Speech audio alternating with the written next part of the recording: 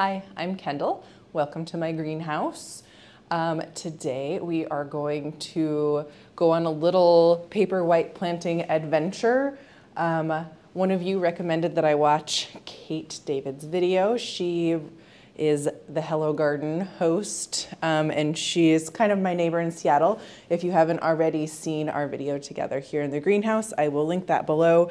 She's a lovely person. Somehow I missed this video where she was planting Paperwhites about a month ago, and recommended a strategy for planting them on rocks, which looked super fun. So of course I ran back out, got a couple more Paperwhites, and I couldn't find a vase I like, so I found a vase in the house that I like, and rocks were shockingly expensive, and so instead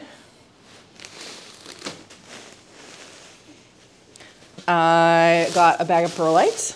So we're gonna try putting perlite at the bottom of the vase and putting the bulbs on that and see how that looks and see how that works. So I'm not sure if I'm gonna do the alcohol thing she talked about.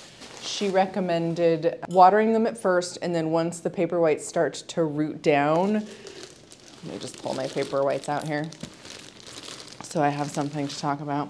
Here's a Paperwhite bulb that I got from the hardware store. So she said as soon as they start to root down, you can see that this one doesn't have any roots on it yet. I'm gonna hold it up. In water, you can add alcohol to the water to slow down the growth and make them shorter. So I might try that. So I just had this vase. It looks like it has a floral small cinched vase sign on the bottom of it. So I don't know if I just like got a flower delivery order in that vase or what. I don't think it's very fancy. But I like the shape of it, and I liked Kate's idea of planting the bulbs down in it a little farther, so when they grow up, they kind of have the support of the vase. Don't do what I do. I just dropped my bulb. It's okay. You don't want to drop your bulbs after they have this on them, because if you break this off, I don't know, that's not good. I don't know if it'll form another one. So let's go slow, one thing at a time. So here we go. I've got my vase. I'm gonna put some perlite in it. Perlite tends to be a little dusty, so I'm gonna, give it a little space. So she had some gorgeous big rocks. I couldn't find any rocks at Watson's, and I couldn't, the rocks that I found at the hardware store were expensive, and I just wasn't in the mood to spend money on rocks. So I decided I'd get some perlite because I can use it for other things. Some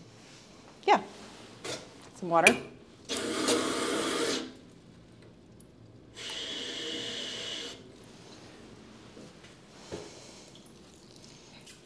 So I'm going to moisten my perlite here. I think perlite looks pretty. I also looked at, what's the other volcanic sort of rock called? Pumice, I think.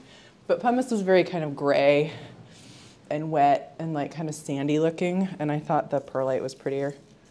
So I'm gonna fill up the perlite like Kate did in her video, just to kind of the base.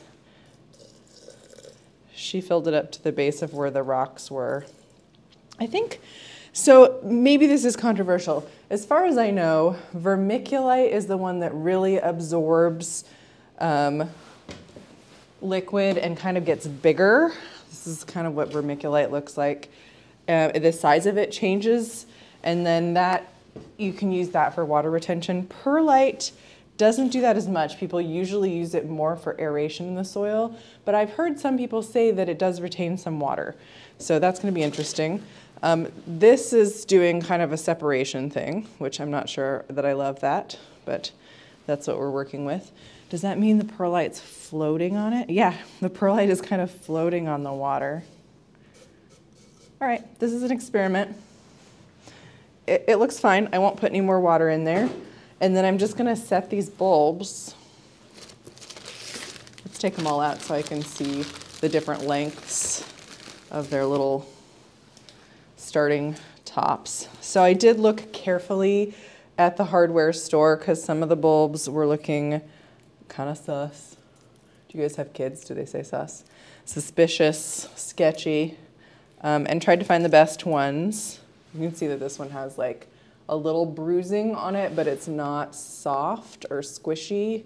That one's a little bit squishy, but it doesn't feel like it goes very deep. So that's what I was checking for with these bulbs. So I think I'll go ahead and put these in here. I'm gonna kind of angle them in. My goal is to have 4 around the outside and 1 in the middle.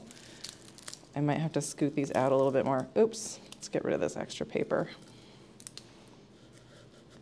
So I'm gonna nestle these around the outside. Can you even see what I'm doing? Nestling these around the outside, and then I'm gonna stick this final tall one in the middle. So they're all in some water. I'm gonna hold this up so you can see it. I don't know, does that look pretty? Kind of. I wasn't planning on having the bulb right up against the edge like that. It's kind of a fun concept, though. I think I will take it back in the house in my studio because it's probably 60 to 70 degrees. It's a basement studio, so it does get a little bit cold at night. It only has one like little heater. But I think I'll put it under my grow lights in the studio and see how it does. I think I put too much water in. Maybe I should add a little bit more perlite. I don't really want it to be fuller though because I want the bulbs to grow up and have support. I'm just gonna leave it. I'm gonna leave it like this. Thanks for joining me. This was my response to Kate's video. She also planted some in soil. I already kind of did that. I just need to top dress these guys with something. So in summary, we planted up some bulbs using perlite instead of rocks. It does not look as good as Kate's, but she inspired it. We'll see if it works, and I'll have to update you later. I hope you enjoyed that. I hope it was interesting and or informative, or maybe it's just ridiculous.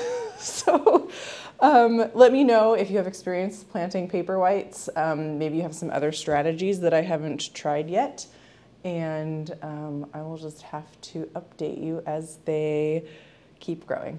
Thanks for joining me. Hope to see you again in the greenhouse soon.